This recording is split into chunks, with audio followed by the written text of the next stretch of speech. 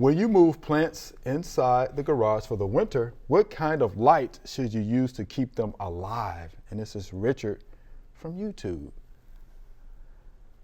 Who's got room inside their garage for plants? You know? You put your lawnmower outside and bring the plants My in. boat. I'm in my boat in the garage. That's a good question. What kind of light? Well, there's some fluorescent lights that would work. Right, there's some fluorescent lights. But you'd probably have to add those and put them up. What about just, and there's some light bulbs like the things you used to put in your attic that you could just adjust. Would that be enough, or?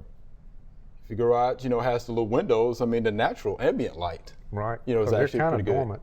I mean, Yeah, because they'd be, in dormant stage, in dormancy. My garage has no windows, so Wow. it would be very dark. Right, so the fluorescent lights, would be good for that. But if you do have the windows, I mean, the natural ambient light would be fine. Right. For that, because they're already in the, in the state of dormancy, at that point, so it'll be okay. A lot of my neighbors have tropicals, and they don't. Oh, have, yeah. They don't have windows in their garage. And, Right. Yeah. I mean, they just fill theirs up. They don't even park their car in there. They've got hundreds of them, around their pools. And it seems to work. Yeah. So I guess that would be fine. I think it'd be fine. Because for the most part, you just want to keep them out of the weather. Out of the winter From weather. freezing. Yeah, from freezing. Thanks for watching the video. We hope you enjoyed. To subscribe, click below.